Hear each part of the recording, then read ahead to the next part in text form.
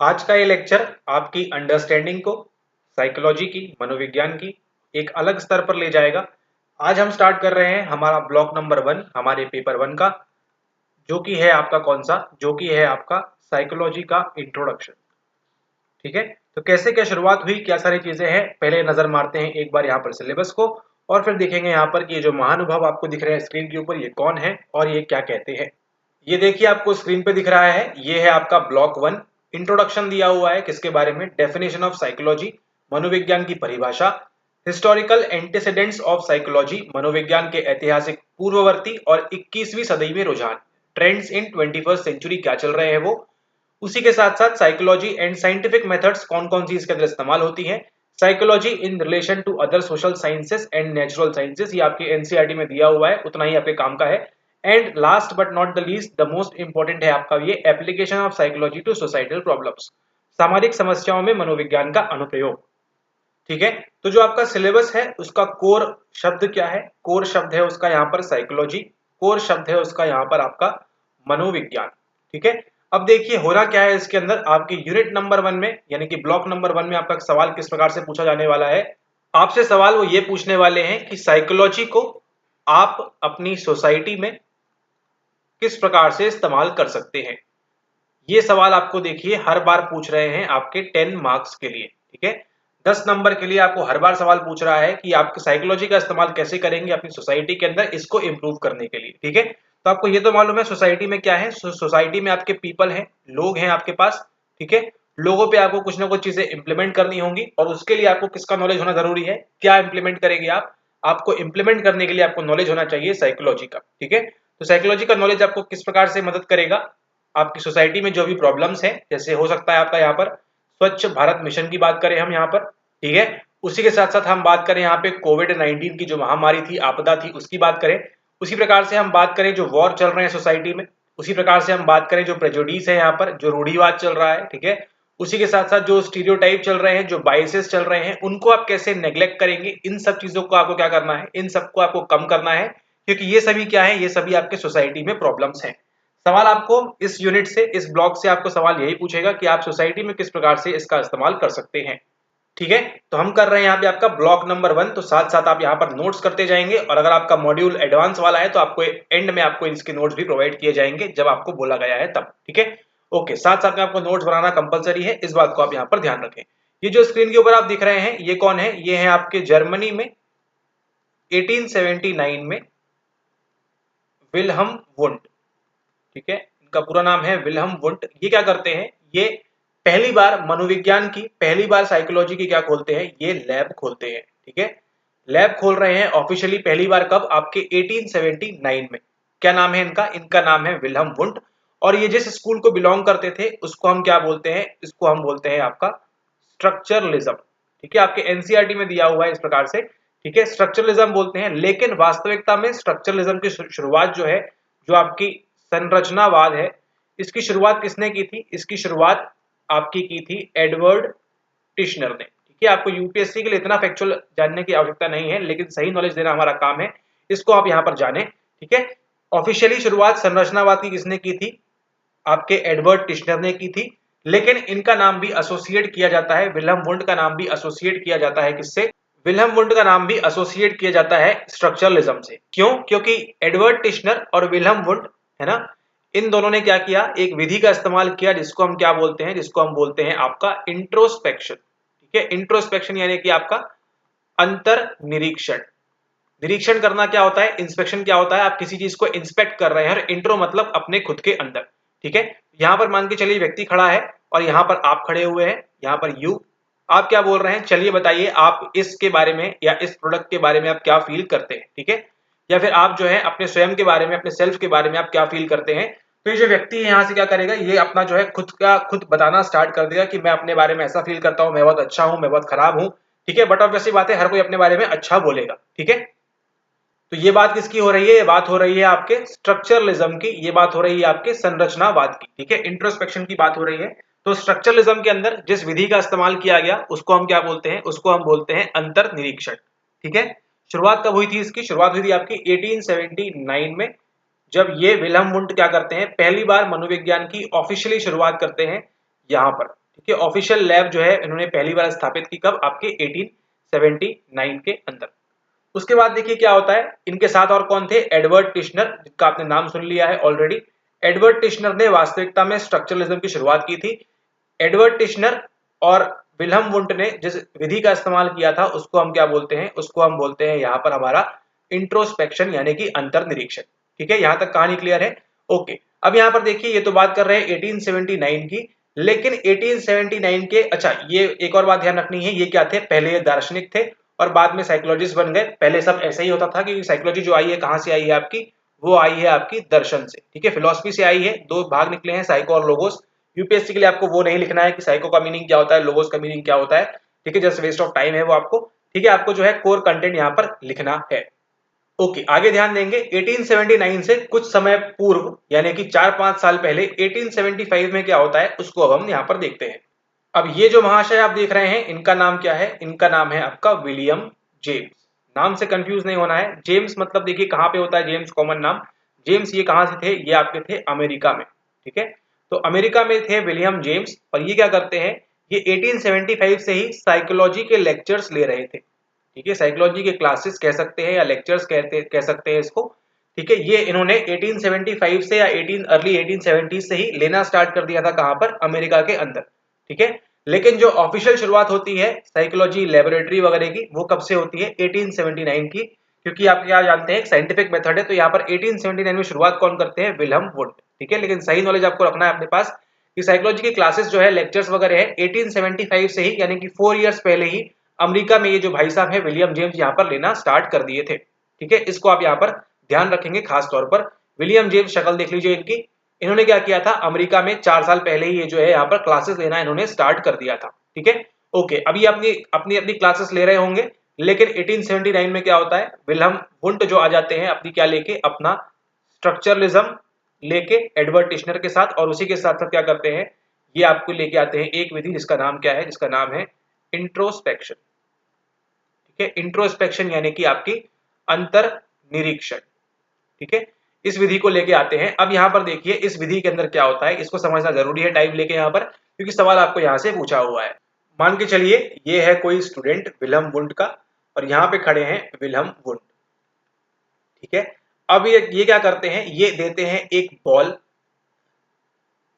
Ball ball ball, इसका colour क्या है, इसका कलर है यहाँ पर ब्लू। ठीक है, ये बॉल इस लड़के के या लड़की के हाथ में दे देंगे और उनसे पूछेंगे कि आपको अब क्या फील हो रहा है। ठीक है, क्या फील हो रहा है, आप बताइए उसके बारे में। ठीक है, या आप क्या देखते हैं, क्या आपको मालूम पड़ रहा है इस बॉल के बारे में, इसको आप टच करके यहाँ पर बता रहे हैं। ठीक है, यहाँ पर क्या चल रहा है, इंट्रोस्पेक्शन चल रहा है। सेम चीज एडवर्ड टिश्नर भी बात करते हैं, और वो क्या बोलते हैं, वो बोलते हैं कि फिजिकल चीज आपके होना जरूरी नहीं है, आप उसके अलावा भी जो है आप क्या कर सकते हैं, आप इंट्रोस्पेक्शन कर सकते हैं। ठीक है, जरूरी नहीं है कि आप बॉल को, या जो कॉस्को की बॉल है या ब्लू बॉल जो भी यहाँ पर है, ठीक है, इसको आप हाथ में पकड़ेंगे तभी आप उसके बारे में फील कर सकते हैं, बता सकते हैं। आप क्या कर सकते हैं, बिना उसको पकड़े भी हाथ में वर्चुअली उसको इमेजिन करके भी आप क्या कर सकते हैं, उसके बारे में आप फील कर सकते हैं, इंट्रोस्पेक्ट कर सकते हैं, उसका निरीक्षण कर सकते हैं, उसके बारे में आप बता सकते हैं।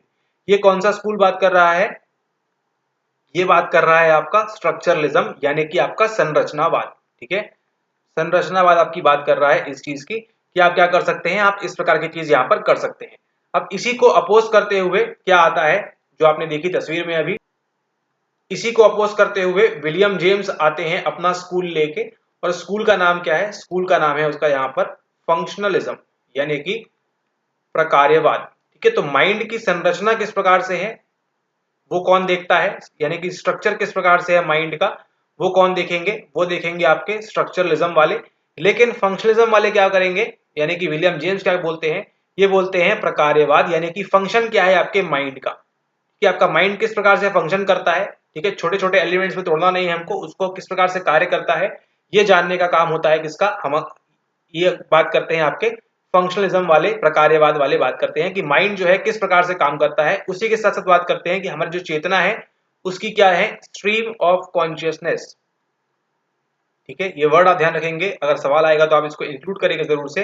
विलियम जेम्स इसकी बात करते हैं, स्ट्रीम ऑफ कॉन्शियसनेस की बात करते हैं, धारा की बात करते हैं कि हमारी जो कॉन्शियसनेस है कैसी होती है, एक धारा की तरह बहती है। ठीक है, जैसे आपने देखा झरने से पानी बहता है, उस प्रकार से हमारी कॉन्शियसनेस जो है वो भी यहाँ पर इस प्रकार से बहती है, ऐसा कौन कहते हैं? विलियम जेम्स कहते हैं। ठीक है, तो अभी तक 2 स्कूल देख लिया आपने। 1879 में इसकी शुरुआत होती है यहाँ पर।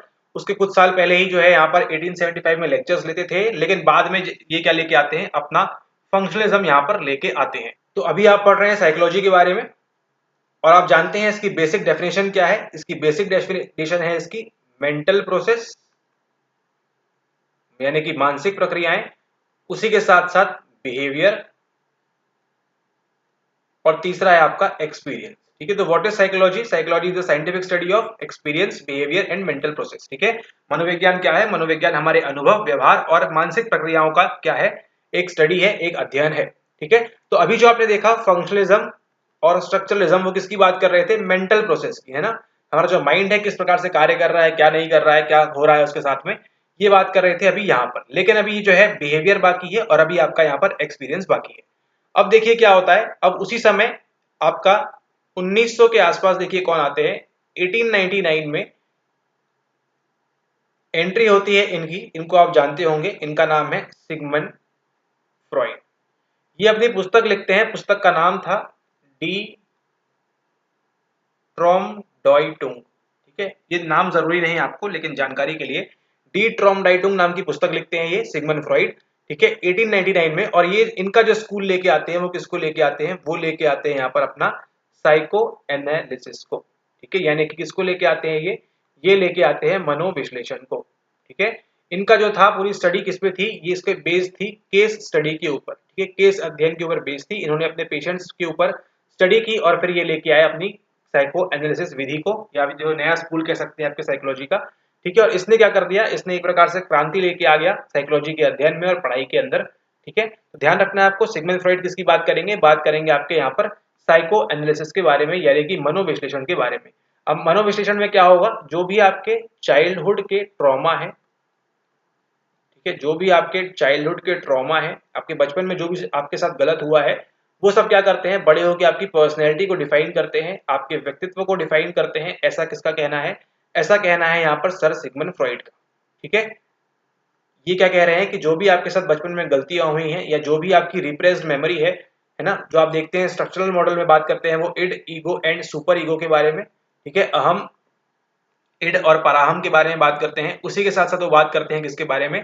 Pre conscious, subconscious and unconscious के बारे में बात करते हैं। ठीक है, तो ये सब पढ़ेंगे हम कहाँ पर? ये सब पढ़ेंगे हम इनके बारे में जब हम पढ़ेंगे पर्सनैलिटी वाली क्लासेस, तब इनको देखेंगे। लेकिन अभी आपको मालूम करने के लिए, टाइमलाइन सेट करने के लिए आपके दिमाग में 1900 के आसपास ये चल रहा था। ठीक है, यहाँ तक कहानी क्लियर है? ऑलराइट। उसके बाद देखिए साथ ही साथ क्या हो रहा था, साथ ही साथ जो है जर्मनी में आ रहा था क्या? गेस्टाल्ट। ठीक है, गेस्टाल्ट के कुछ नियम है आपके परसेप्चुअल ऑर्गेनाइजेशन के। ठीक है, यानी कि आपका कह सकते हैं इस प्रकार से कि आप चीजों को कैसे देख रहे हैं। गेस्टाल्ट में आप देखते हैं एज अ होल। ठीक है, एक समूह के रूप में आप देखते हैं, यानी कि अगर ऐसा बनाया जाए तो आपको क्या दिख रहा है? ये आपको ये क्या दिख रहा है? आपको ये एक ट्राइंगल दिख रहा है। ठीक है, आपको केवल ये 3 लाइन नहीं दिख रही, 1 लाइन, 2 लाइन, 3 लाइन। आपको क्या दिख रहा है? आपको ये एक त्रिकोण दिख रहा है, आपको एक ये ट्राइंगल दिख रहा है। उसी प्रकार से अगर हम ऐसा बनाएं तो ये क्या है? आप बताइए क्या बोलेंगे इसको? ये बॉक्स रखा हुआ है या फिर एक रेक्टेंगल है। अगर इसी को हम ऐसा बनाएं तो क्या बोलेंगे आप इसको बोलेंगे ये क्या है? ये एक स्क्वायर है। ठीक है, उसी के साथ साथ अगर हम एक ऐसा कर दें तो क्या बोलेंगे आप ये नहीं बोलेंगे कि ये जो है यहां से लेके यहां तक क्या चल रहा है, ये जो पूरी धारा है, यहाँ पे जो लाइन है, ये पूरी क्या चल रही है? ये पूरी कंटिन्यू में चल रही है। ठीक है, उसी प्रकार से देखिए ये है, ये है, ये है, ये है, ये है, ये है, ये और ये। आप बताइए कैसे देख रहे हैं आप इसको? आप बताइए, या आप एक सर्कल ट्रायंगल देख रहे हैं, या फिर आप इनको साथ में कर दिया आपने और इनको साथ में कर दिया, है ना। तो ये जो लॉ ऑफ ग्रुपिंग है, आप क्या कर रहे हैं? ग्रुप बना ले रहे हैं इन चीजों का, आप समूह बना ले रहे हैं। ये सब चीजें क्यों हो रही हैं? क्योंकि आप क्या देख रहे हैं? इनको एज अ संपूर्ण देख रहे हैं, एज अ, आप यहाँ पर इनको एज अ होल देख रहे हैं। आप ये सिंगल सिंगल डॉट नहीं देख रहे हैं, आप क्या देख रहे हैं? आप इनको पूर्ण रूप से देख रहे हैं, संपूर्ण रूप से आप इसको यहाँ पर देख रहे हैं। जैसे ओलंपिक के सर्कल होते हैं इस प्रकार से। ठीक है, ये सर्कल बने हुए हैं यहाँ पर, तो क्या देखते हैं आप इसको? ओलंपिक सर्कल को देखते हैं आप एज अ होल। ठीक है, तो जब भी होल की बात आएगी, जब भी आप पढ़ेंगे आपका unit number block number 5 sensation attention perception के बारे में, तो वो आपको पढ़ाया जाएगा होल के अंदर और क्या चीजें होती हैं। तो ये बात कौन करते हैं, ये बात करते हैं आपके गेस्टाल्टवादी। ठीक है, गेस्टाल्टवादी में आपको 3 नाम प्रमुख ध्यान रखना है। पहले हैं आपके यहाँ पर मैक्स वर्टहाइमर।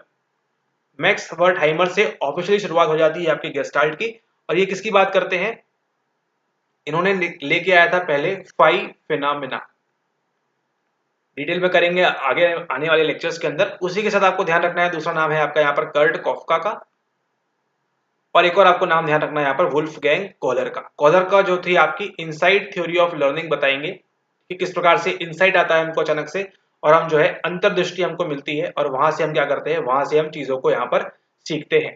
ठीक है, तो ये किसकी बात करेंगे, तीनों प्रमुख तौर पर ध्यान रखना है आपको, max वर्टहाइमर, Kurt कॉफका and Wolfgang Kohler किसकी बात करते हैं, ये बात करते हैं आपके यहाँ पर गेस्टाल्ट की। ठीक है, ओके, अभी तक किस किस को देख लिया आपने, आपने देख लिया स्ट्रक्चरलिज्म यानी कि संरचनावाद, आपने देख लिया यहाँ पर साइको एनालिसिस यानी कि मनोविश्लेषण, आपने देख लिया यहाँ पर फंक्शनलिज्म यानी कि प्रकार्यवाद, और अभी आपने देख लिया यहाँ पर क्या, गेस्टाल्ट। अब जो बहुत अलग क्रांति आने वाली है वो कौन सी आने वाली है, वो आने वाली है आपकी यहाँ पर बिहेवियरिज्म, यानी कि ये आ गया आपका क्या, ये आ गया आपका यहाँ पर व्यवहारवाद। ठीक है, तो बस व्यवहारवाद के अंदर देखिए क्या होगा। अभी तक क्या बोल रहे थे सभी लोग, अभी तक ये बोल रहे थे कि हमको जो है कॉन्शियसनेस को स्टडी करना है, हमको जो चेतना है उसको हमको यहाँ पर स्टडी करना है, एंड उसके बाद ये लोग क्या बोल रहे थे, चाइल्डहुड की मेमोरी को स्टडी करना है। और ये लोग क्या बोल रहे थे, गेस्टाल्ट के लोग ये बोल रहे थे कि हमको एज अ होल स्टडी करना है। लेकिन जो भी बिहेवियरिस्ट हैं, जो भी व्यवहारवादी हैं, वो क्या बोलते हैं कि जो भी चीज को हम क्या कर सकते हैं, हम ऑब्जर्व कर सकते हैं, उसी को हमको पढ़ना है साइकोलॉजी के अंदर। ठीक है, साइकोलॉजी के अंदर जो भी चीज हम उसको एक्सप्लिसिटली ऑब्जर्व कर सकते हैं, उसको हम देख सकते हैं, ठीक है, उसको हम महसूस कर सकते हैं, उसको हम फील कर सकते हैं, है ना, ऑब्जेक्टिवली उसको हम जो है डिफाइन कर सकते हैं, तो क्या कहेंगे, उसी को हम यहाँ पर साइकोलॉजी कहेंगे। ठीक है, बिहेवियरिज्म की शुरुआत कब होती है, आपके देखिए 1898 के आसपास आपको जो है, आपके यहाँ पर देखिए स्क्रीन के ऊपर ये आते हैं कौन, आपके ये आते हैं इवान पावलोव। अब ये जो स्क्रीन के ऊपर आप देख रहे हैं, इनका नाम क्या है, इवान पेट्रोविच पावलोव। ये क्या कर रहे थे, ये डॉग के डाइजेस्टिव सिस्टम के ऊपर स्टडी कर रहे थे, और डाइजेस्टिव सिस्टम के ऊपर स्टडी करते हुए इनको ज्ञात होता है, इनको मालूम पड़ता है किसके बारे में, इनको मालूम पड़ता है कि रिफ्लेक्स के बारे में, यानी कि प्रतिवर्त के बारे में क्या चीजें होती हैं। आप देखिए कुछ भी आपके सामने एकदम से आएगा, आपकी क्या होगी, आपकी आंख जो है वो झपक जाती है। ठीक है, जब भी आपका हाथ क्या होता है, आपका हाथ जब भी गर्म तवे को छूता है, तो आप एकदम उसको रिफ्लेक्स अपने प्रतिवर्त से क्या करते हैं, उसको तुरंत आप वहां पर वापस खींच लेते हैं। आप ये नहीं देखते कि ब्रेन में सिग्नल जाएगा और फिर आपको मालूम पड़ेगा कि हाथ हटाना है और उसके बाद आप हाथ हटाएंगे। आप बिना देखे ही आप क्या करते हैं, तुरंत अपना हाथ वापस वहां पर पीछे खींच लेते हैं। ये क्यों हो रहा है, ये हो रहा है रिफ्लेक्स से। ठीक इसी प्रकार से इन्होंने डॉग की ऊपर स्टडी की थी, और इनके लिए क्या मिला है, इनको यहाँ पर नोबेल प्राइज भी मिला है। किसके लिए नोबेल प्राइज मिला है इनको, इसी एक्सपेरिमेंट के लिए जो उन्होंने किया था डॉग के डाइजेस्टिव सिस्टम के ऊपर। ठीक है, डाइजेस्टिव सिस्टम में किस प्रकार से कार्य होता है, उसके लिए ये क्या बताते हैं आपको, ये बताते हैं आपको यहाँ पर क्लासिकल कंडीशनिंग के बारे में, यानी कि किस प्रकार से आपका जो है यहाँ पर है अनुकूलन होता है। ठीक है, क्लासिकल कंडीशनिंग के बारे में बताते हैं आपको कौन, इवान पावलोव। ठीक है, तो इनको हम क्या कंसिडर कर सकते हैं, इनको हम एज अ बिहेवियरिस्ट देख सकते हैं। ठीक है, लेकिन जो बिहेवियरिज्म की असली शुरुआत होती है वो होती है कहां से, वो होती है आपके जॉन बी वॉटसन के साथ। ठीक है, जॉन बी वॉटसन क्या करते हैं, स्टडी करते हैं, और वो जो है ये जो रिफ्लेक्स देखा था उन्होंने किसका, इवान पावलोव का, उससे वो लर्निंग लेते हैं, उससे वो सीखते हैं, और क्या बोलते हैं, वो बोलते हैं कि फियर को हम कंडीशन करके सिखा सकते हैं। ठीक है, यानी कंडीशनिंग के माध्यम से आप लर्न करते हैं चीजों को। ऐसा कहना था किसका, ऐसा कहना था यहाँ पे आपके जॉन बी वॉटसन का। ठीक है, इन्होंने क्या किया था, इन्होंने एक छोटे से बच्चे को, पहले ये छोटा सा बच्चा जो था वो यहाँ पर एक रैबिट रखा था, वो रैबिट से डरता नहीं था। जब स्टार्टिंग में जब कंडीशनिंग की शुरुआत हुई तो ये रैबिट से डर नहीं रहा था, लेकिन जैसे जैसे कंडीशनिंग जो अनुकूलन उन्होंने स्टार्ट किया, तो ये बच्चा क्या करने लगा, धीरे धीरे इस रैबिट से यहाँ पर डरने लगा। ठीक है, अब यहाँ पर क्यों डर रहा था वो देखेंगे आगे लेक्चर्स के अंदर। लेकिन जॉन बी वॉटसन किसकी बात करते हैं, यहाँ पर कंडीशनिंग की बात करते हैं कि हम कंडीशन करके, इनका एक फेमस स्टेटमेंट भी था कि आप हमको क्या करिए, आप हमको कोई भी बच्चा दे दीजिए और आप बता दीजिए कि उसको क्या बनाना है, इंजीनियर, डॉक्टर, जो भी बनाना है हम उसको बना देंगे। कैसे, हम केवल बिहेवियरिज्म करते हुए, यानी केवल कंडीशनिंग करते हुए यहाँ पर हम सारी चीजें कर देंगे। ठीक है, तो अभी तक व्यवहारवादी में आपने नाम देखा यहाँ पर इवान पावलोव का, आपने नाम देखा यहाँ पर जॉन बी वॉटसन का। ठीक है, उसके बाद देखिए कौन आ रहे हैं, उसके बाद आते हैं आपके यहाँ पर बी एफ स्किनर। ठीक है। BF स्किनर आपके आते हैं, ये क्या लेके आते हैं, ये लेके आ रहे हैं आपके सामने ऑपरेंट कंडीशनिंग। ठीक है, यानी कि आपका जो है कौन सा अनुकूलन है यहाँ पर क्रिया प्रसूत अनुकूलन है। ठीक है, इसके अंदर क्या होगा, इसके अंदर जो ऑर्गेनिज्म है वो काम करेगा, उसके बाद ही उसको जो है आगे उसकी लर्निंग होगी। ठीक है, ये दो मुख्य डिफरेंस है क्लासिकल कंडीशनिंग के बीच में और ऑपरेंट कंडीशनिंग के बीच में। कि क्लासिकल कंडीशनिंग में क्या होगा, उसका रिफ्लेक्स हो जाएगा, रिफ्लेक्स आ जाएगा वहां से, जैसे सलाइवा का सिक्रीशन क्या होता है, रिफ्लेक्स होता है। उसी प्रकार से यहाँ पर जो ऑर्गेनिज्म जिस प्रकार से कार्य करेगा उसको आगे उस प्रकार से वहां पर रीइंफोर्सर मिलेगा और फिर वहां पर उसकी लर्निंग होगी।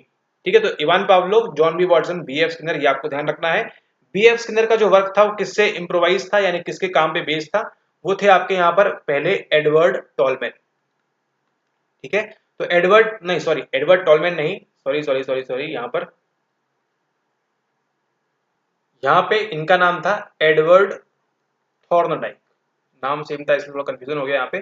थॉर्नडाइक था इनका नाम। तो इनका जो BF स्किनर का जो ऑपरेंट कंडीशनिंग थी, ठीक है, ये किस पे बेस्ड थी, एडवर्ड थॉर्नडाइक ने यहाँ पे 3 लॉ दिए थे, उसमें से एक लॉ था आपका लॉ ऑफ इफेक्ट, यानी कि प्रभाव का नियम जो था, प्रभाव के नियम के आधार पर इन्होंने क्या किया था, इन्होंने इसको यहाँ पर बनाया था अपना ऑपरेंट कंडीशनिंग। ठीक है, नाम चेंज कर दिया और ऑपरेंट कंडीशनिंग के नाम से इसको दे दिया। ठीक है, तो ये कौन बात करते हैं, ये बात करते हैं आपके व्यवहारवादी, यानी कि आपकी ऑपरेंट कंडीशनिंग, सॉरी आपके बिहेवियरिज्म वाले बात करते हैं कि जो भी चीज को हम ऑब्जेक्टिवली मेजर कर पा रहे हैं, जो भी चीज को हम ऑब्जेक्टिवली देख पाएंगे, केवल उसी को हम स्टडी करेंगे, किसके अंदर, उसी को स्टडी करेंगे हम साइकोलॉजी के अंदर। ठीक है, तो यहाँ से देखिए, यहाँ से हम बिहेवियर की बात हो गई, व्यवहार की बात हो गई, फिर यहाँ से देखिए स्ट्रक्चरलिज्म और फंक्शनलिज्म से बात किसकी हो गई आपकी, यहाँ पर मेंटल प्रोसेस की हो रही है। उसी के साथ देखिए एक और चीज जो बच रही है आपकी, वो क्या है, वो आपका यहाँ पर है एक्सपीरियंस। और उसी एक्सपीरियंस को लेके आगे कौन आ रहे हैं, आगे यहाँ पर देखिए इसके अंदर आपका जो है कॉग्निटिव वाला भी आ जाएगा आपका इसके अंदर। ठीक है, कि मेंटल प्रोसेस किस प्रकार से होती है।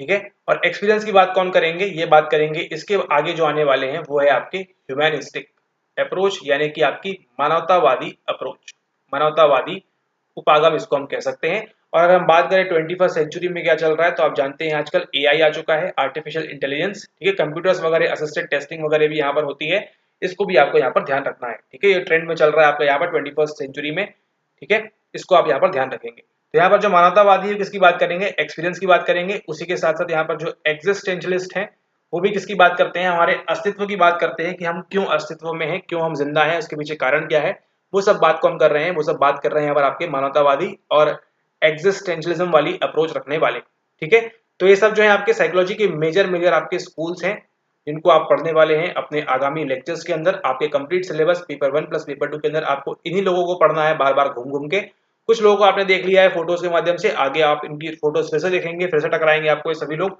इसको आप यहाँ पर ध्यान रखें। लेकिन आपको ध्यान रखना है प्रमुख फोर्स कौन सी है साइकोलॉजी के अंदर। पहली अगर हम बात करें तो वो है आपकी यहाँ पर साइको एनालिसिस, यानी किसने एक प्रकार से क्रांति ला दी, ऐसा कह सकते हैं। तो ये आपकी हो गई फर्स्ट फोर्स, साइको एनालिसिस।